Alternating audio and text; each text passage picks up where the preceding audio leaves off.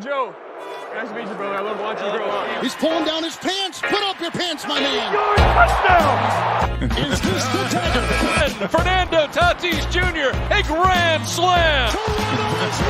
I want Iguodala. It's funny to hear a female talk about routes. Like, pull up your pants, take off the bra, and be a man. Welcome to From the Backseat, hosted by Clark and Ethan. it's funny.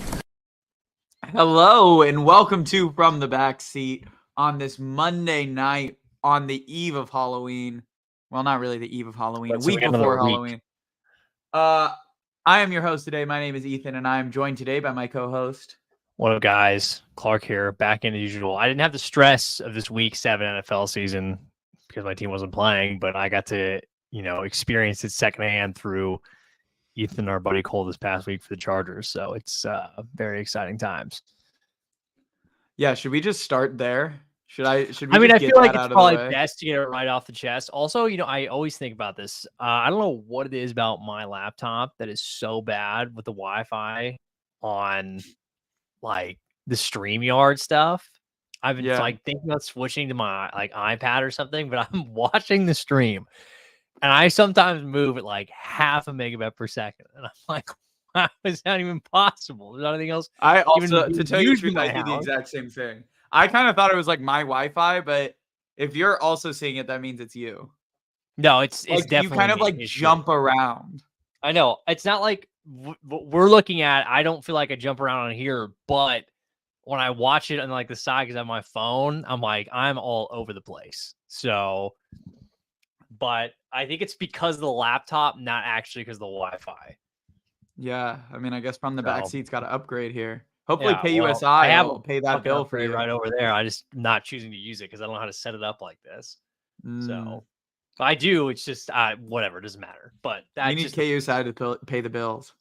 KUSI is not picking up the tab for me right now. So we'll see. Maybe Hopefully one day in the future. Hopefully in the future. Well, yes, but hopefully this isn't. Yeah, whatever. Yes. All right. Well, yeah. Let's start with the Chargers, and then we can just make our way from there. Because Tough one. technically, we didn't even cover the Cowboys game, so No, there's we been didn't. a lot over the last 2 It's weeks. been a since long the 2 Chargers weeks bye. for Ethan. Yeah, I am ready to announce, Uh-oh. and this might sound. I don't think it's that crazy. I actually have two things, but Okay. I don't think it's that crazy. I think this might be the worst year of me as a sports fan. I No. think overall, because Okay, what I'm fair saying is enough. where the expectations were for both the Padres and Chargers, and for where both teams to land almost immediately both seasons is just insane in my head. Like, both of these teams should have been playoff teams, and like they were basically out of the playoffs by not even halfway through the year. So you're saying the Chargers are done? I'm not saying they're done. 6 weeks like, in, you're feeling the done button. No. So I'm not gonna say they're done. Like, this Yeah. team could sneak into the playoffs. This team is just not a Super Bowl contender at all. So I think that's where I'm like, they could make the playoffs, but this team is not gonna do anything if they do make the playoffs. I mean, I feel like the biggest place we have to start. We didn't cover the Monday night game, so I can say this now. Yeah. Brandon Staley coming out and say the Chargers have the best third down defense in the league might be the biggest lie I've ever heard a coach say.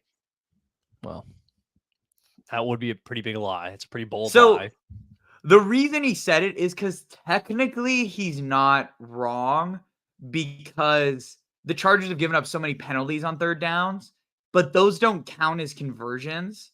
So the Chargers have a rate of 32% technically, but if you add in penalties, they're giving up first downs at a 45% rate, which is the worst in the NFL. Not great. Just penalties don't technically count against third downs. So he can say that, but it's just so factually wrong. And to come out and say that after a loss where your team just gave up third down after third down is crazy. I just think from like my perspective of watching specifically the Kansas City game, I do think the defense picked you up there in the second half a little bit. They did. I mean, and then the Chargers offense just I fell. think that there's two different, processes of thought from those two games. I think the Kansas City game, you definitely have to be like the offense. You have to sit there and be like, what the hell was that? I mean, there was what, 3 straight 3-and-outs at one point? Yeah. So basically how the rest of the game went is, so to start the first half, Chargers offense had that great drive where they got down to the 9-yard line. Then they got the unfortunate batted pass interception. Yes. After that, the Chargers offense did not pick up a first down. That's tough. That was their first drive. Really tough. And again, we're talking about a team and this is what I'm seeing a lot of Charger fans say, which I think is so factually wrong. And I just want to get this out of the way, is there's so many Charger fans making excuses for Justin Herbert. And I get you want to live and die by your guy, but you have to face the facts. Herbert is playing bad right now. And we didn't cover the Cowboys game either. So this week was the first week that Justin Herbert did not have the ball to win the game. In all 6 games, he lost every single opportunity. Now, the 2 wins that they had, the defense ended up bailing them out because they went for the 4th and 1, and then the defense ended up winning the game. But in every opportunity for Justin Herbert to close out a game this year, he has failed. And so that fact alone, you have to be criticizing Herbert. But one thing I want to get to is a bunch of Charger fans have been complaining about the Chargers' weapons and about how Herbert has no one, which I think is so incredibly false. Like, Josh Palmer, for whatever you want to say, Josh Palmer is playing like an actual number 2 receiver right now. Yes. Keenan Allen is a bona fide number 1, and he would be a number 1 on most teams, right? With the way he's playing right now. Yes. He's playing at an elite level. Quentin Johnson, like, again, he isn't a parent, but for all of those film guys, it's a first round talent. That's what it is. It's a first round guy, as your number 3 is supposedly very good.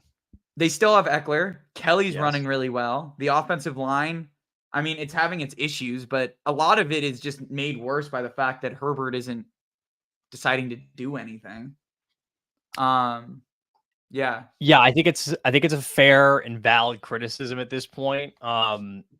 I've never been one. I've always been in Herbert's corner for a very long time, but certainly since week 3, there's been a noticeable drop off in his production, in his ability, in his play. And I get that he had like the finger injury against Oakland, but that's on his non-throwing hand. I really can't see how much that's going to affect you one way or the other. I think the one thing that was really concerning too about yesterday's game against Kansas City, at least in my mind too, is that it felt like in the last year or two that it felt like the Chargers were closing the gap on Kansas City a little bit. They're always playing those super tight games, and kind of something happened that would end up, making it go the other way. Yesterday, it felt like, or at least it looked like, that gap had widened again, that there was a more noticeable gap between the two. And that's not good. That's the opposite of the direction you need to be heading in right now.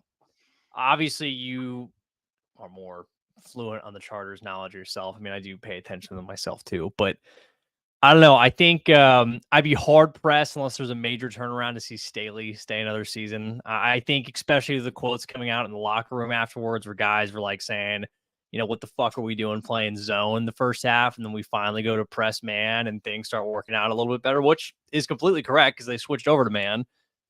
That's gave up 7 points. And really the only 7 points were given up because they had been on the field for so much. And it was basically the end of the game. And it was kind of like, exactly. At some point, and they started at the 35-yard line.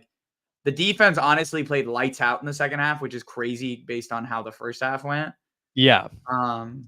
I think another thing, the guy I really can't understand who's still around at this point.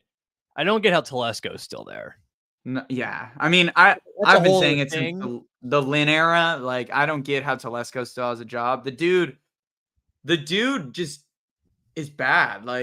It's no matter what you say. So how about this? He's painfully average. And I would agree. To me, this offseason showed all his biggest deficiencies. The whole JC Jackson situation. Just horrible, whatever. But is it frustrating to watch JC Jackson actually be decent over in New England right now too? I mean, I know they're using it just doesn't surprise me. I mean, at this point, like a couple weeks ago, there were reports coming out that JC was begging to play man, basically. Yeah. And Staley was refusing to stay in his zone scheme. And like the more that this goes on and on, the more I can't help but be like, honestly, like JC, you had every right to do that. Like Staley is so looks far right too. You play him in man. I mean, yeah. It's just bad right now. But the biggest thing I want to criticize, and I was criticizing Preller for all the same stuff. This offseason will turn into one of the worst off seasons, and it's going to set the Chargers back because Joey Bosa, that restructure to give him $38 guaranteed $1 million next year, not great, is horrendous. Like Joey Bosa looks so bad right now, and it's just made worse that there's a rookie playing way better than him to show that you don't even need him.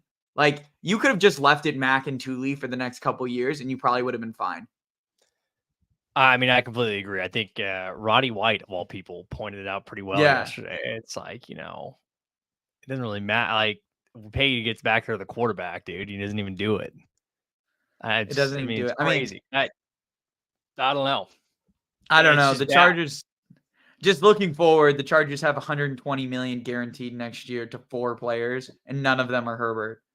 This is Keenan Allen, Mike Williams, Khalil Mack, and Joey Bosa. All the restructures from this offseason is just bad. Plus, you're paying $18 million to JC Jackson's dead cap hit.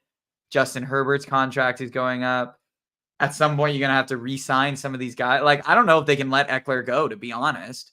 I mean, they're getting. I mean, Kelly's also a free agent. Like, even if you wanted to ride with Kelly, the dude's also a free agent. Unless you want to use that guy who's that kid that you guys took out of TCU in the 5th round, you've been using a little bit, Davis. Oh, Darius Davis. Darius Davis is a nice piece. He's nice. I mean, they use him. They use him more than Quentin Johnson. I know, which is kind of sad, actually, I think. But it is. I mean, they use him more than Quentin Johnson. I mean, he's just really fast. Yeah, it's exciting. Yeah, I like when he gets the ball. The Chargers are just Chargers are in such a bad place, and like I have no doubt that they'll probably be like a 9-8 team.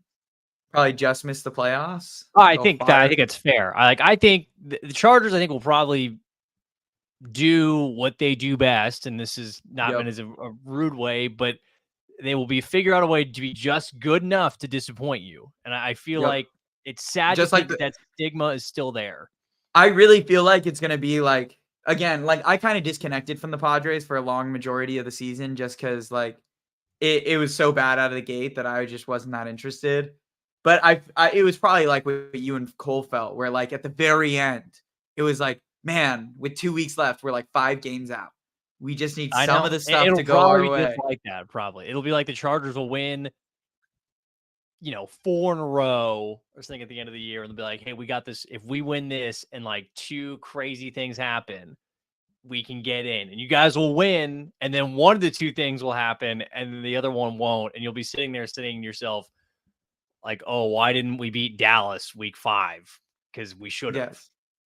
So no, it'll definitely be that scenario. Hopefully it's not. I'm really starting to think, and I don't think this is a Dean Spanos move, but I'm really wondering, when is the trigger that you move to Kellen Moore as head coach? I am really wondering, when do you take it as his audition to be your next head coach moving forward? Because to tell you the truth, I don't know if, they have to fire Staley, but I don't know if you can give Herbert another offensive scheme next year. You don't want to like totally revamp everything and have him learn another system again. That'd be like his 3rd or 4th practically at that point. In the NFL, this would be his 4th season, and this would have been his 5th season, and he would have had 4 offensive coordinators. I know he's got like a master's degree in molecular biology from Oregon, and he's a smart guy, but you don't need him learning another one this quick into it. So, that's my thing. I don't really know if you can make the decision to move on. You have to move on. Okay, counterpoint to that, Kellen Moore was dog shit yesterday. To tell you the truth, this is my biggest thing as a Chargers fan, and this is the biggest hot take because no one agrees with me. I actually think Kellen Moore is scheming this stuff open, and I'm blaming Herbert. most of these throws, there were so many releases off the line that Quentin Johnson was wide open. I mean, he and was, schemed yes. open.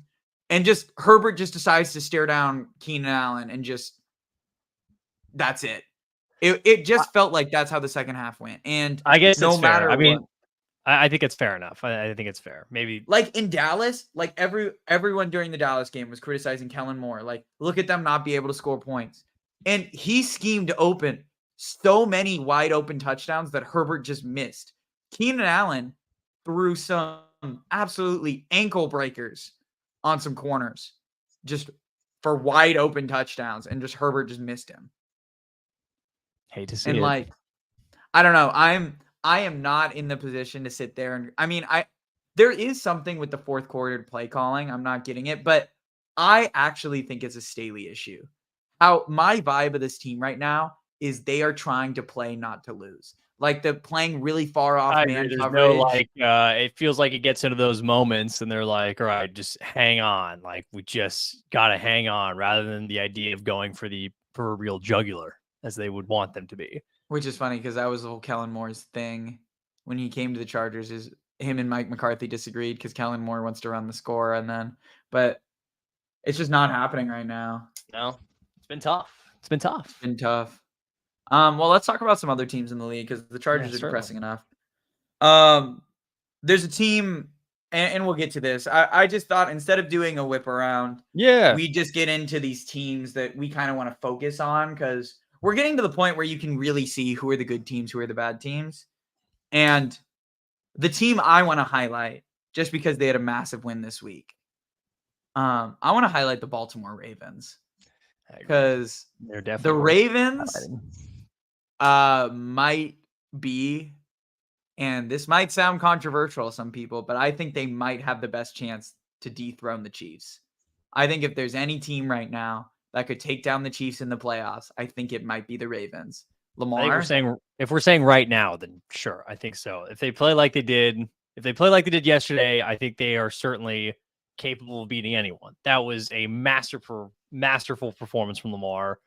I mean, I think it also again showcased a little bit just how much better the AFC is than the NFC. Yeah. I mean, that the Ravens are agreed upon as a very good team, but they weren't looked at, I think, as like one of the 2 or 3 best. And I think Detroit looked like that in the NFC, and Baltimore dog walked them. Like it was so. It was an embarrassing performance for Dan Campbell and the Lions. I know. I feel bad in a way. It kind of took a lot of air out of the Lions' balloon. Yeah, I think, in my mind, because I think. I mean, the other thing is that really makes you wonder is just like Dan Campbell when it gets to like good coaches with sound schemes. How's this gonna work now that they're like kind of getting closer to the precipice of being good? Because John Harbaugh put on a coaching clinic on Dan Campbell. No, he did. I mean, you had Lamar going into his God tier mode where he sometimes just, it seems like if you play him, I've seen him do it against the Bengals a number of times where it's just like, all right, good luck. I mean, he's so elusive. His arm is so good. He sees the field well, and you're just like, Christ. I think the big thing that was noticeable too, especially yesterday, was they finally had some more consistent play from the receivers. Like Zay Flowers got open a lot. Rashad Bateman finally emerged from the shadows. Like he wasn't some sort of walking skeleton. He got involved. Mark Andrews is there. I mean, Odell Beckham, I still think is so fried. Like I agree. But Zay Flowers is really nice. But those 3, if you have Bateman, Flowers, and Andrews, that's all you really need. I mean, that's better than any core Lamar had been working with prior to the season. So I think the Ravens, I mean, I think you throw into the fact that their defense is the same defense as it always is, which is punch you in the mouth, rush the passer well, play really sound in the secondary. Geno Stone at safety might be one of the more underrated players in the NFL in the secondary. Another interception yesterday. I just think, I agree. I think the Ravens are a very dangerous team, but the Ravens also have this weird ability to kind of like, not like totally fuck things up, but they like to lose stupid games a lot more often than they should. And they've already done it once. This year. They've already done it twice. I mean, agreed. No, I totally agree with you. I will say though, so there's all this trade talk about Derrick Henry right now. Where is he going to go? And betting favorites are the Bills. If I were the Ravens, I would totally be making a call for Derrick Henry. I think Derrick Henry would fit perfectly in what they try to do. And if you could just get him for December, I feel like it really helped this offense just to keep its consistent boat going. I think so. I mean, I don't know. I just feel like I would go after something else. Maybe I think Gus Edwards and Justice Hill do a decent enough job, and I think Lamar with his legs. I mean, obviously adding Henry would be a luxury, and the Titans are apparently, obviously looking at if they're trading Kevin Byard for Tremaine Edmonds and a 5th and a 6th next year, then they really are shipping everything off. So I think it's fair enough. It would definitely be a luxury, but that would be a scary Ravens team to face. The only thing I will say, last thing I still will say with the Ravens, as good as they look right now. Go ahead. It really all comes down to the playoffs because they haven't won a fucking. No, I agree. Lamar. That's the one thing I'll still have to see. Yeah, I think it is too. I just think this feels great. like the most complete Ravens team they went 14-2 a couple years ago, but this feels even more complete than what that team was. They're teetering on that. I think they're getting close. I think that 14-2 team might have been just a little bit better, but I think they're getting close. Yeah. I mean, that's why you go get Derrick Henry. Then when it gets to the playoffs, he doesn't have to beat you in round 1. Well, they're not going to. The Titans aren't going anywhere near the playoffs, so don't have to worry about that at all. So. What's a team you want to highlight? So I wanted to highlight the Ravens just because Buffalo. Buffalo. I will highlight Buffalo. I don't know what to think about you, Buffalo. I don't know. This is kind of like a eerily common theme with a team that is supposedly this good. I mean, it was one thing last week. All right, you survived the scare against the Giants, got away with a pretty blatant holding or PI, but you knew they weren't going to toss a second defensive flag to end the game. I mean, you knew they weren't going to do that. It was a lot of jersey. But then you go out and you lay an egg against New England, a team that looks like they didn't know their backside from a toilet seat. I mean, this team was a disaster in New England. And you go out there, and I get it, it's a Belichick spot. Everyone's like, oh, well, are they going to fire Bill? Like, Mac Jones is terrible. They didn't just get beat. They got, beat up. Again, it's just, I don't know what to think about them because this is a team that I'm told every year for the last 3 years, this is an elite quarterback in Josh Allen. This is an elite team in the Buffalo Bills. And yet sometimes I feel like not only in the biggest stages, but in the stupidest moments, they make the dumbest mistakes. Here, I'm going to pause you really fast. Jordan Addison just got hurt. He got hurt? Yeah. What is the score of this game anyway? It's a 19-14. The Vikings are winning. Okay. But yeah, you're totally. I don't know. He was on the ground for a while and he has his head down. He is walking on his own volition, but it's going very slow. Okay, well I thought you were saying it's like a Joe Theismann thing. Well, it really looked like it. Like he was down on the ground and he was not moving, but he did get up. He walked across the field, but that's good. We'll see what it is. No, but on your point about the Bills, my wife wanted me to shout this out.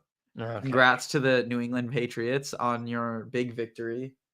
Oh my God, dude. What? She asked me to shout out the Patriots on their big victory. Their big on tight ends day to Mike Gesicki. So congrats to the Patriots, I guess. Oh my God. All right. Congrats to the Patriots. Yeah. Mac Jones. Maybe just sign him to an extension now after that one good game. I mean, that's probably what I would do. Yeah, but on to the Bills. I kind of forgot. I mean, they lost to Jacksonville. Then they come back and should have lost to the Giants. I mean, the fact that the Giants were even in the game against the Bills is just crazy. But yeah, I just and then to come out and lose to the Pats is just not looking good. At what point? I don't want to say this, but I feel like, look, I don't know. Okay, I know Josh Allen is this uber talented freaking guy, and he makes some just unbelievable plays. But I've also never seen a quarterback, maybe since Brett Favre, make more throws where I'm like, what the fuck are you looking at right now? Like, where was that going? And we saw it week 1 against the Jets, and he kind of went away from it for 3 weeks. But now he's back on that bullshit again. I'm like, why are you doing this? Why? No, I totally agree. And it comes up in the worst spots.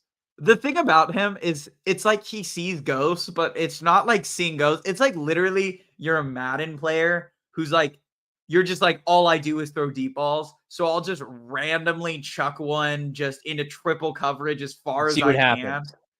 and just like, and then it feels a little bit, and I don't mean to criticize the guy, but like it feels a little bit like what Phillip Rivers used to do at end of games when he was trying to play hero ball, which was justified because like there was nothing else on those teams, so he was just trying to win games, and sometimes it worked. But like Josh Allen just does it throughout the game.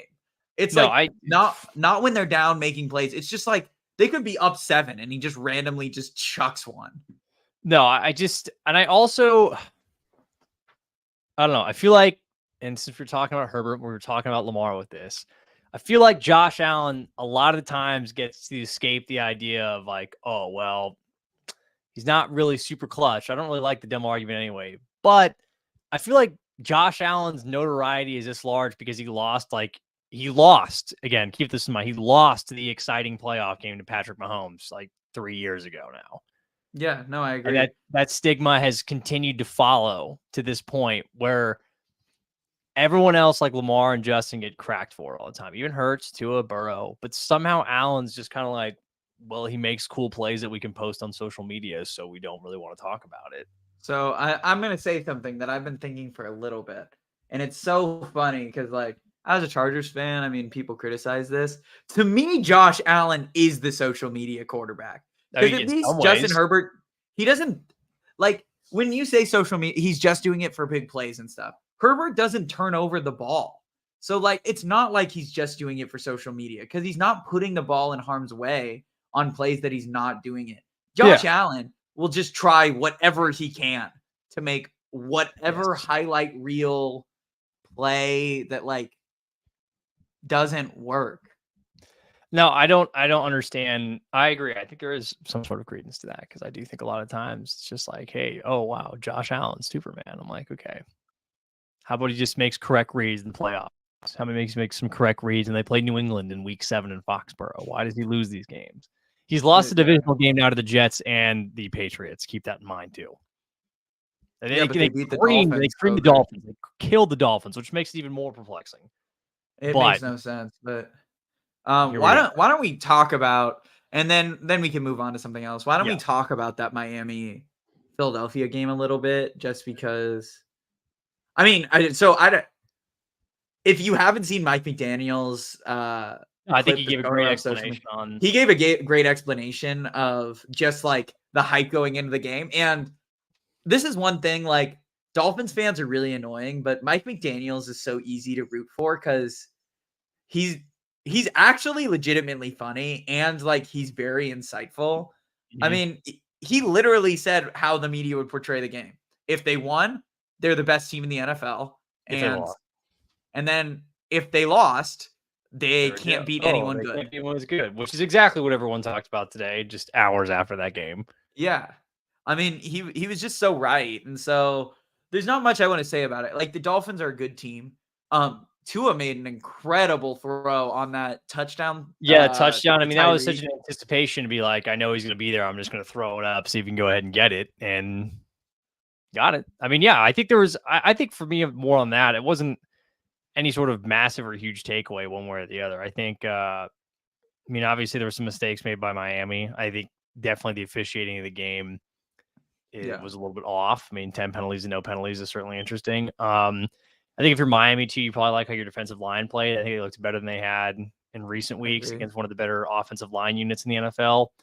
I still think it's funny how much conversation is had around the tush push. I don't know. I think it is too. I texted this earlier today. Like only the Eagles are good at it. That's the thing. Yeah, it's not like everyone else is out here having resounding success in it. I think it's also a fair enough statement is that I've seen other teams stop it. And no one's stopped the Eagles that I've seen. It's just the Eagle. Like other teams like can do it every once in a while, but it's not on the level that the Eagles do it. The Eagles are just they're just incredible at it. No, I think one team that could do it, but doesn't do it would probably be Detroit. Detroit never does it, but they are also. I think a lot of it has to do with the combination of Jalen Hurts is extremely mobile, really strong lower half quarterback. They have a huge offensive line that's great at just getting a push. And then it also helps when you guys like Dallas Goedert and AJ Brown that just come in and push behind you, who are two massive human beings. So, and again, they created it. I mean, they're very good at it. I don't know why people have talked like, oh, is the competition committee going to get rid of it? And I don't see any real reason to, for the point that you brought up. It's like, okay, Philadelphia can do it, but it's not like everyone else is executing at this, 18 of 19 success rate. The other thing about it that I just don't understand is everyone's like, it's an ugly looking play. No, who cares? And Fuck, I just mean, don't. Who cares? That's my thing. Like, that's an actual legitimate reason. Like, so I was on TikTok earlier today, and there was some Dolphins fans like stream, and he was saying how bad it looks and how it's like ruining the NFL.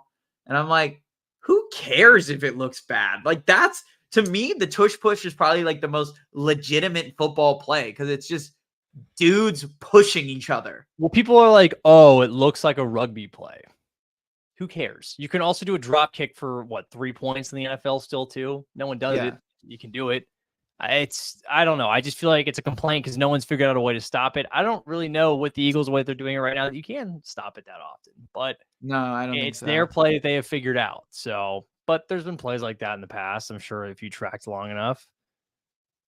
I mean, there's multiple, like, the thing is too, is like, it's tough for opposing defenses because you realize you cannot, like, you basically have 8 yards to work with.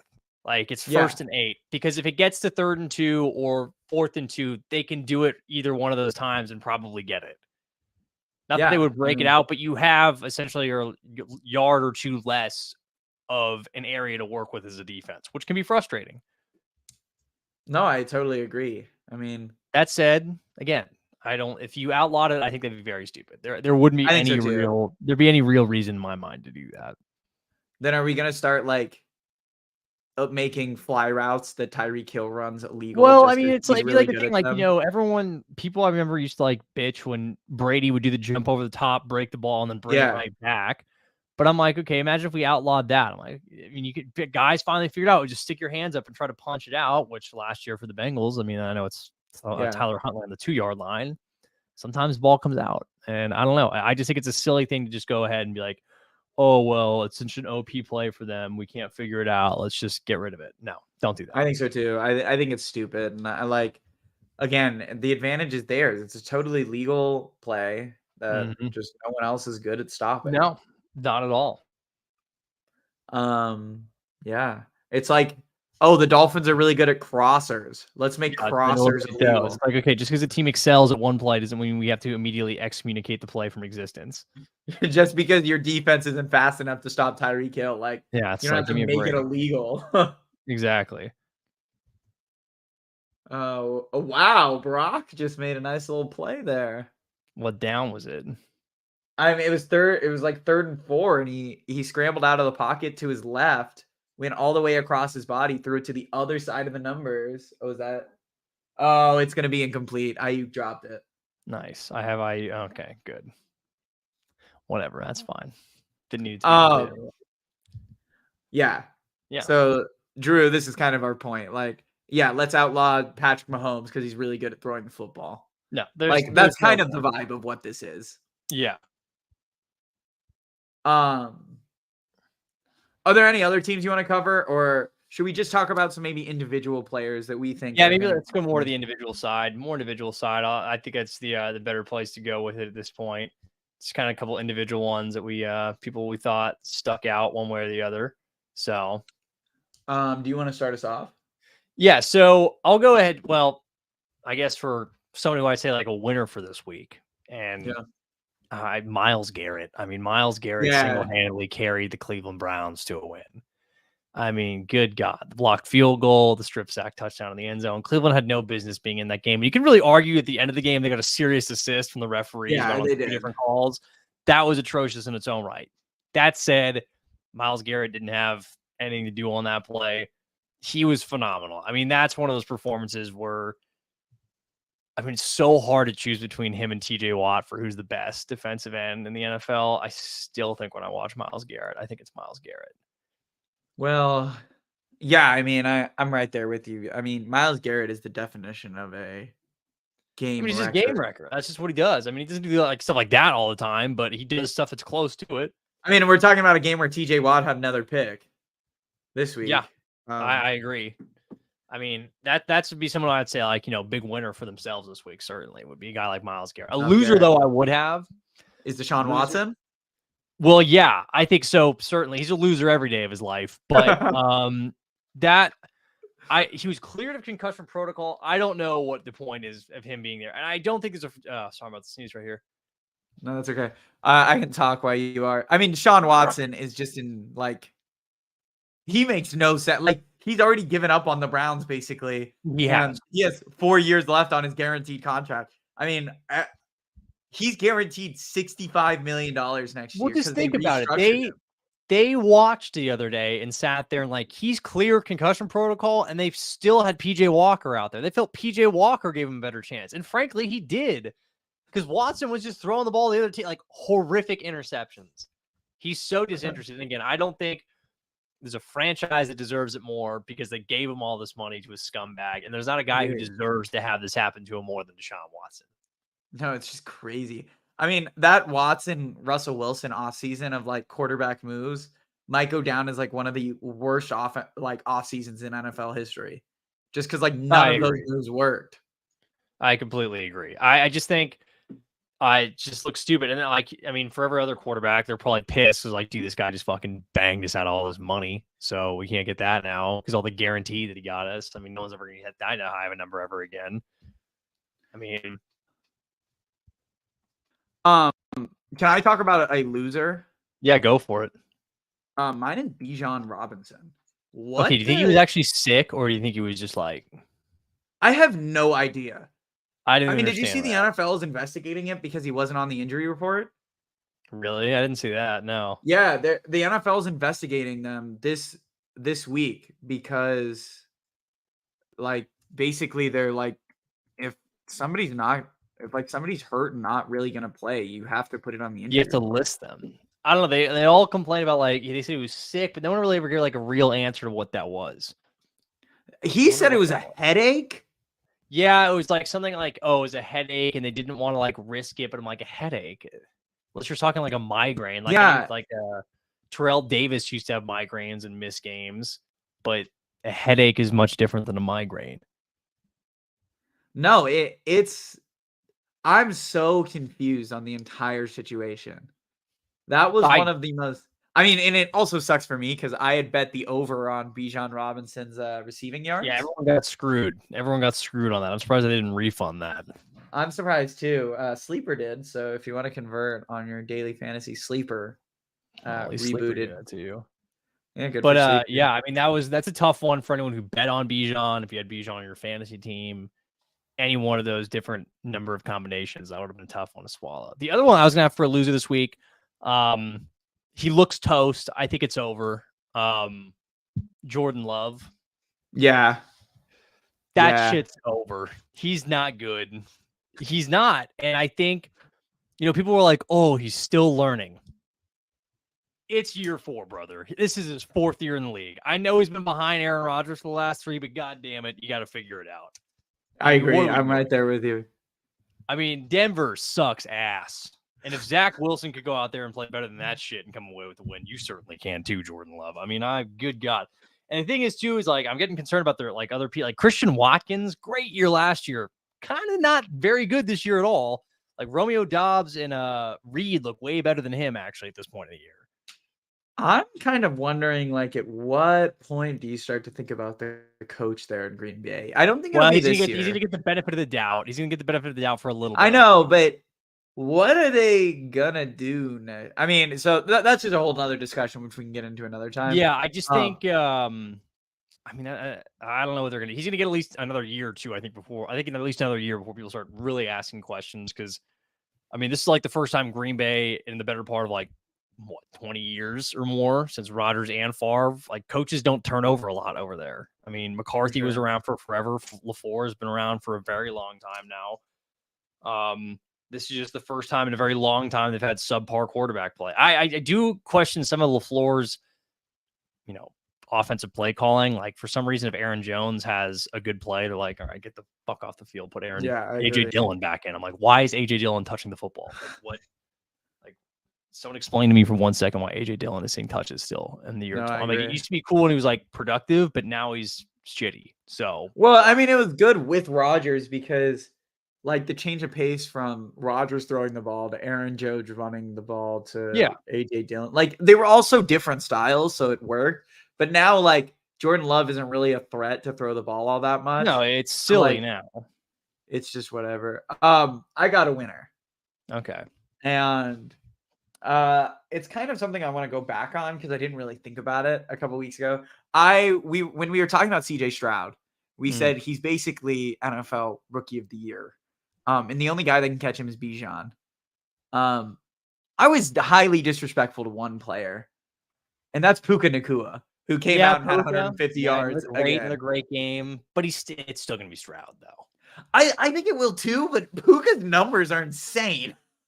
No, they are. I just think it's unfortunately. I feel like Rookie of the Year has really become a quarterback's award. No, I mean, I don't know, and I'm not going to sit here and be like, yes, but oh my god, no, he's putting up round godly rookie, just like no. This is godly numbers, and this is even still with Cooper Kupp back. yeah, Like he's doing this. So I still can't believe they couldn't beat Pittsburgh the other day, but that was a horrible spot in that game. On that fourth one with Pickett. yeah. He was a full yard short of that shit, and they gave it to him. I was like, what are we doing? Of course, Did you see Sean McVay's face? Well, it's classic, because this is an off tangent, off Puka, but Steelers fans love to complain that they never get a call ever from referees, and the referees are always out to get them. What are you talking about? You just got that shit right there disproves that. They are not out to get you. They handed you that win. But anyway, yes, No, Puka totally has been fantastic. That catch he had on the sideline where he that's what I was really thinking of. I don't even know how he caught that ball. No, it also didn't look very comfortable on his foot. No, none of it. No, but they do say playing a football game is like getting into a car crash, so you probably got to be pretty used to being hurt. So I mean, you already said Jordan Love. Is there any other team you think that, or any other player / team that isn't the Chargers that you think we need to hit the panic button on? I mean, we kind of talked about it a little bit last week, and they didn't even play this week. I don't think. If they did, I certainly don't remember. Carolina, I don't know what's going on in Carolina. I think it looks really bad. We talked about them last week already, but that's a team where I'm like, hey man, you might want to pack that shit in. I have another team that I think it's time to hit the panic button, and it's gonna be really hard. The Commanders. What an Ron ugly Rivera's loss got to this go. week. You got to get rid of Ron Rivera. I mean, yeah. I saw a bad. great quote about Ron Rivera. It was like he always stands on the sidelines with his arms crossed, and he looks like a middle-aged dad standing out across from a house party debating whether or not he should call the police. Like, that's what Ron Rivera looks like. And I think it's accurate. It is accurate. The other thing about, that quote is just so bad at the beginning of the year where he was like, yeah, until Sam Howell started week 17, I really didn't even know, like, what he could do. Yeah, and he was like, you had no goddamn idea, huh? You were just completely fucking blank on that shit. Sam Howell's another one of like, I mean, I don't know what you do with him, but like, I would just keep rolling with what you got right now. I mean, you have to keep rolling with them. I thought the thing that was hilarious is who was it? Jonathan Allen after the game. That was like, same last 7 years. I'm sick of this. Like, basically just asking to be traded at that point. Yeah, he was over it. He's done. I mean, I think the Commanders are. I mean, the NFC's bad, but I would fire Stanley. I mean, they're playing the Eagles next week. They'll lose that. I could see them trading to the defensive line pieces. Rivera's definitely gone because the new ownership's coming in. They're going to want to shake things up. Riverboat Ron is like he's like Marvin Lewis now at this point. That's I agree with Ron. I think it's just kind of like, okay, you way overextended your welcome. Way overextended it. One more player. It's not really a hit the panic button. It's more of just like, we always kind of knew this, but like now the rest of the national media is Derek Carr. Oh my God. Yeah. Bad. I mean, really, I think anyone who thought, I even thought about it last year. People were like, oh, Derek Carr on this team, huge upgrade over Andy Dalton. He's really not. Not at all. I think Andy Dalton's numbers last year with the Saints were far more productive than where Derek Carr is right now. And Derek Carr, I also hate you because it looks like he's made Chris Olave hate football. Like, I get Chris it. Olave just stops running. No, okay. I mean, there was that nothing ball funny. He stopped on, that ball Yeah. that he stopped on, and he was laying into him. The first thing I thought, I was like, you threw that shit in the fucking stands. Like, no one's catching that. What are you talking That about? was the thing. Like, that ball was so badly thrown. I know. I just sit there and I think to myself, like, okay, he did stop, but you did also just give it, like, it's a souvenir now, actually, of what you've done. So, Like, what do you... Yeah. So, yeah, Derek Chris Carr's Olave is already over being there. No, I think I'd request a trade if I were him. I'd be like, get this. I'm not okay with playing here anymore. There's no Derek point. Carr is like so just absolutely toasted. I just don't know why people thought if you gave Derek Carr, everyone was like, oh, if you just give him defense, if you just gave him a couple more weapons, like this is a Super Bowl caliber quarterback. Never was. Like, never was. At all. Never will be either. I mean, he's locked in. That's the thing too with the Saints is that it's only getting worse, by the way. Like, your cap space is horrible. Your players are all old as hell at this point. You have, like, the only young, good players, you're pissing them off because they're playing with Derek Carr.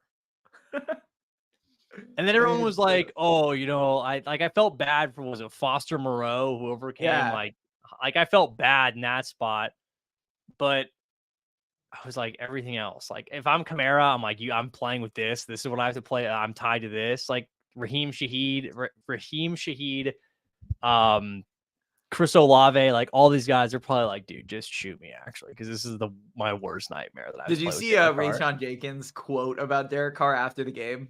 No, what'd he say?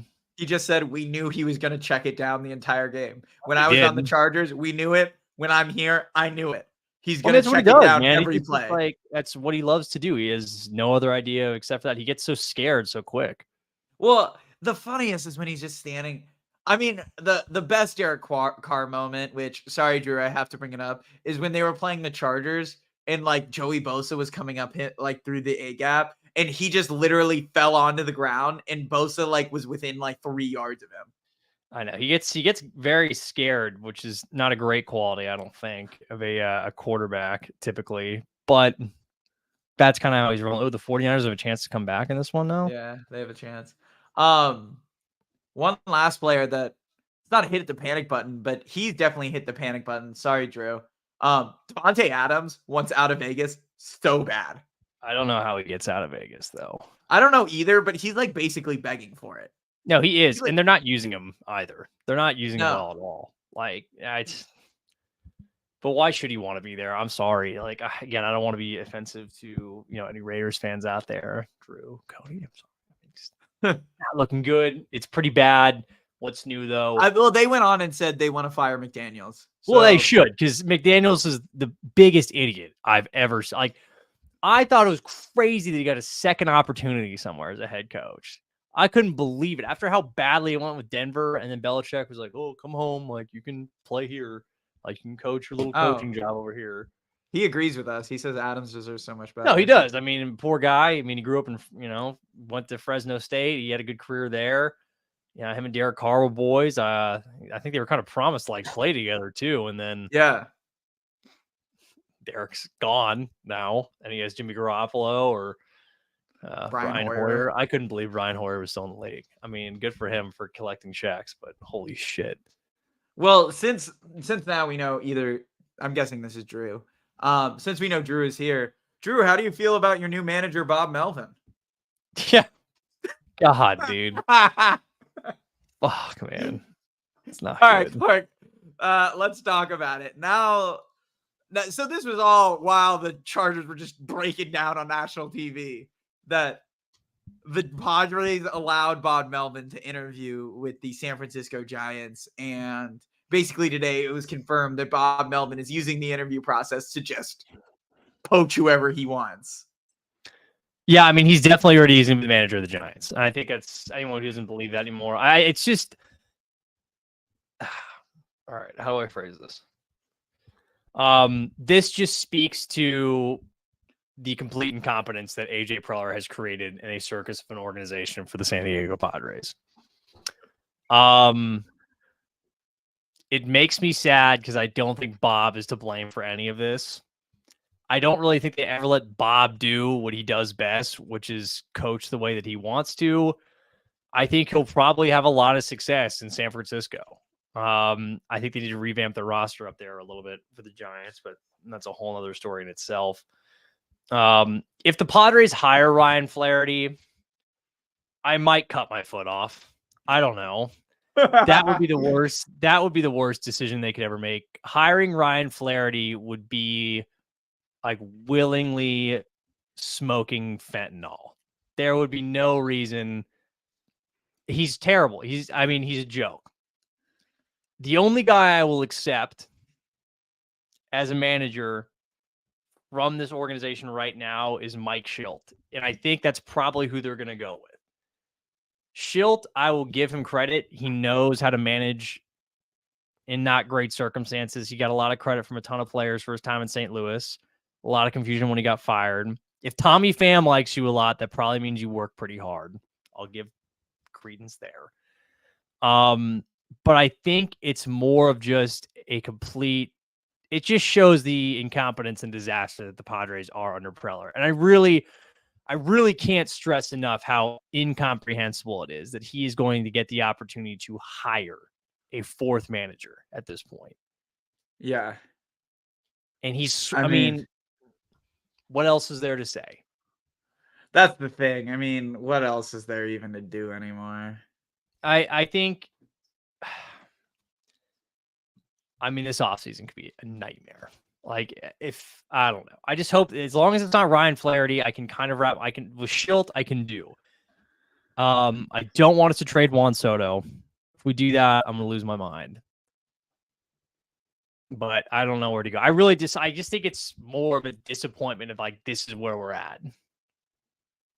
Yeah. I mean, I don't even know. Also, I just put on the screen. That's Trevor. Yeah, I know that's Trevor because who else in God's name would come on here and talk about the Atlanta Falcons? Desmond Ritter continues to be inconsistent. Yeah, he's actually just shit, bud. He's horrible. I will actually get a tangent on this. I have been told by friends who lived in Atlanta and listened to Atlanta sports talk radio, they say that even before the season, they hated Desmond Ritter and they hate him even more now. I don't know if he did something along the way to deserve this much hate because the Falcons are still over 500. He's not good, but I feel like he's being treated by some, from what I'm being told in the Atlanta media, as if he's, I don't know, some sort of serial killer from the way that they talk about him. He's just Desmond Ritter. The best thing that's happened now, though, is whenever he plays a bad game, is that he does that commercial with DoorDash. So people are like, oh, Desmond Ritter, if, he didn't have Bijan Robinson, and it's him just delivering DoorDash. So that's pretty funny. It is funny. But otherwise, it's Desmond, not good. I would trade, they're always talking about, the Jets would trade for Kirk Cousins. Why wouldn't Atlanta pull the trigger on Kirk Cousins? Well, Atlanta's trying to be good. Speaking of Desmond Ritter, and Trev, I'm glad we can say this with you. Wow, this Brock is a play. Purdy throwing an interception. Yeah, he did. Yeah, it was really ugly too. It was a really bad throw. Sweet. Also, Drew, I just saw your comment. Next is Juan Soto to the Giants. I really don't appreciate that energy. It's not going to happen because they have nothing that he would never play there. He wouldn't even sign. Oh, Trev said he wants Kirk, but yeah, well, Trev's smart. The stupidest play in sports, I've decided, the biggest rule change, and everyone's talking about the tush push. The stupid, if you fumble out of the opposing team's end zone, that it becomes. I don't like that rule. I don't get if you fumble out of bounds just at the 1 yard line, you get the ball at the 1 yard line. I don't get why if it goes out of the other team's end zone, it automatically becomes their ball. They didn't recover it. Kind of a dumb rule, I agree. I guess just because it rolled out, I don't know. I really have never gotten the explanation on that. But I've never understood that. I think at least it should be I don't know, maybe wherever the ball was fumbled, that's where it gets placed. I think that's fair. I don't know. I hate that rule. Like the Desmond Ritter thing where it just got punched out at the half. Well, that was on. Okay, in that case, you deserve it. Desmond, I was like, what the hell are you just get in the end zone, dude? He's celebrating already, and of course it gets poked out. It was just God damn it, dude. Hey, also Trev, you've been going to a lot of Trev's been going to a lot of games, man. He's just tapped in. He's tapped into those Falcons. I'm glad you're bought back in. You guys are doing better than the Chargers right now. Someone just got hurt in this game. It looks like it. I think it's Fred Warner. No, it is I Fred think Fred Warner. Warner. Yep. I think Yep. Fred Warner just got hurt. All right. I'm not going to say anything because the Bengals play the 49ers next week. But Well, yeah. So Bob Melvin is. yeah, no, in a Bob's bit of a- gone. He's in San Francisco. I've already mentally accepted that. If it's anyone else but Mike Schilt, foot's going off.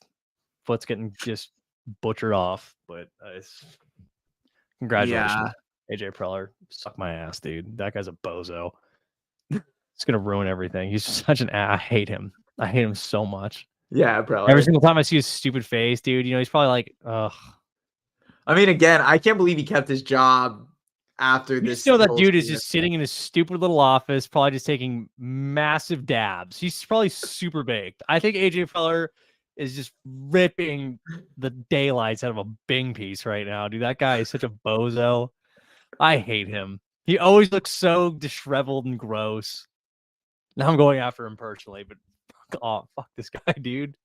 I mean, it's just frustrating. Like, we had an actually good manager who was like, yes, he had some issues, but like, clearly most of them were just based on the roster. He was Like, given. dude, he's a 3-time manager of the year. Why don't you just let him do his job? Don't go down there and micromanage. Like, God. I mean, look dude. what the Rangers did with Bruce Bochy. They're about to be. They're at a game 7 right now to go to the World Series. They were killing the Astros in that game, so I'm sure they certainly won that. Oh, did they end up winning? I think they did. Oh, so they're going to the series? I got to see. Hold on 1 second. It might not be over yet. It's 11-3. Yeah, it's over. So. Oh, wow. Well, good for the Rangers. I mean, again, look what they in one season with Bruce Bochy. Okay, I will say this: Major League Baseball is sweating the fact that they might be getting a Rangers Diamondbacks World Series. Yeah, right now. They are really upset about that. You know that meme of that dude like on the balcony where it's just like, yeah, that's them. That's basically them. Rob Manfred right now. I mean, that's gonna be. I mean, I'll watch it obviously because I love baseball, but it's like Arizona and Texas. Like, congrats.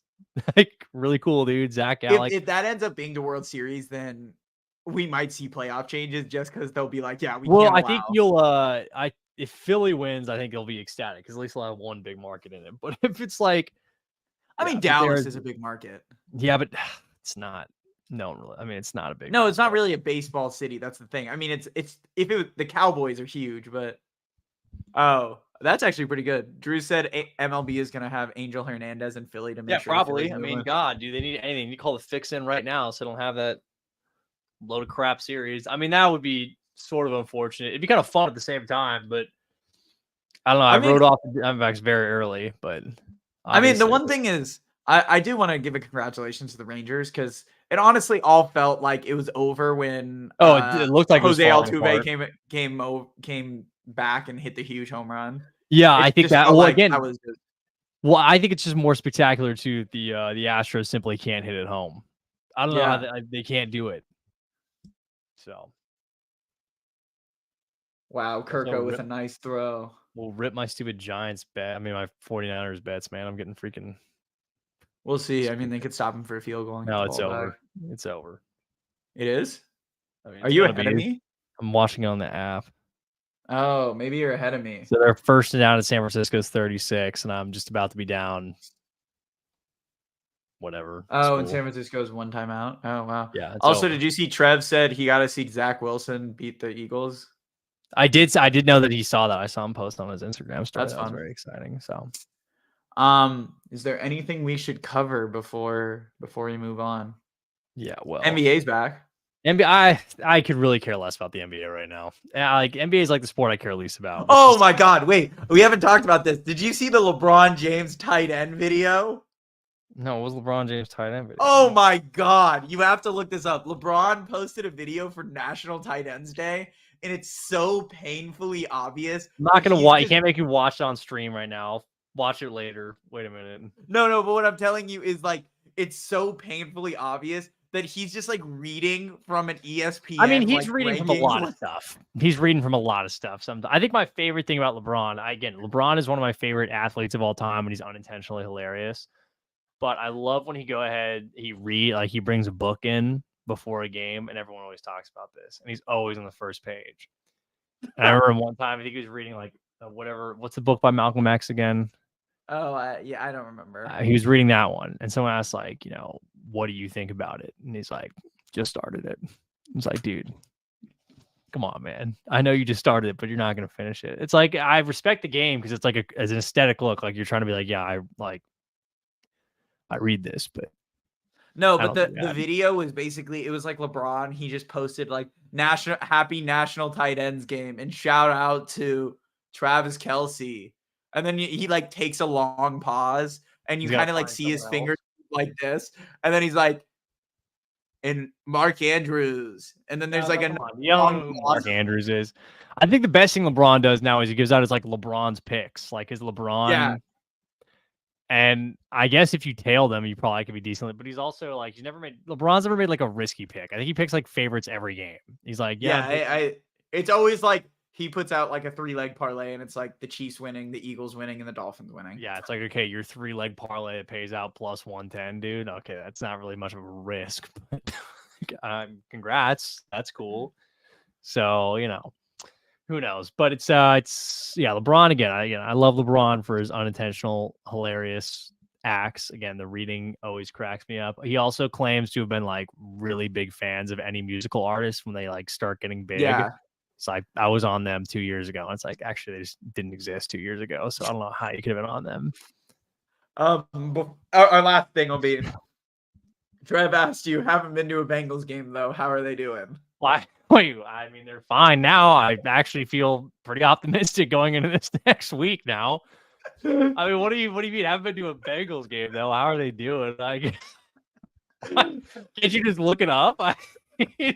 You just because you haven't been, that's how you have to like. Yeah, if you haven't been, you don't know. I mean, I guess you have no clue how they're doing. I don't know. I just they're 3-3 again. That's cool, but no, they're doing better, Trev. So maybe you need to get a game out there sometime, man. Yeah, That's it great, seems like you could come out for a game. I don't know. Well, I think it's funny. I didn't know that I had to attend the game to actually know how they were doing. That's a new one. I didn't get that before, but that's big. I'll make sure to look into that. Next time I go to a game of Paul Brown, I'll see how they're doing. I just like how you check it out. I haven't been to a Bengals game though. How are they doing? Like it's do you ever see that video of was it Trump recently? We're totally lost all focus here. But Trump recently was like at a convention, I think in Boston, and he's going on and on about something, and he's trying to make some comparisons. He's like, "Oh, I used to say they're a lot like the Patriots, but the Patriots aren't doing too good." He's like, "Let's see who's good. Philadelphia is good." He's trying to like rolling through teams, but then he gets back to the Patriots. He's like, and this complaint, they were like, remember this is a completely open, like he's supposed to give like a pep speech or whatever, and he's like, what's going on with the Patriots? Like open forum asks, like, what's the issue there? I just think that's the funniest thing. Completely stops the stupid again. He's such an idiot. But he stops and he's like, what's going on with the Patriots? Anyone have any ideas what's going on with them? That's no clue. Haven't been to a game recently. That's what I feel like. Not to poke at Trevor, like the way this is phrased, that reminded me of that. Like, haven't been to a Bengals game. How are they doing? I don't know, man. Haven't been. Oh my god. Well, this has been From the Backseat. I hope you have a great rest of your night. Let's see if the Vikings pull this off on 3rd and 10. They did not. They're going to kick the field goal. Well, so hopefully you guys had fun. Hopefully you had a great rest of your night. And again, I will shout out the New England Patriots for Kelly. Congratulations on your big congrats, win. Kelly. Big win. Mike Gazecki. This has been From the Backseat. I hope you guys enjoyed it. I hope you had fun. We will see you when we're back to cover week 8. Hopefully my depression won't be as hard because we get to play the backup quarterback of the Bears on Sunday Night Football. So hopefully I won't have to like bellow in my own sadness. And so I guess for starting Baguette. I mean, what kind of sucks though is I'm not going to this Chargers game, so I won't really know how the Chargers are doing. How are they doing? So this has been From the Backseat. Have a great rest of your night. See you, everyone. Have a good night.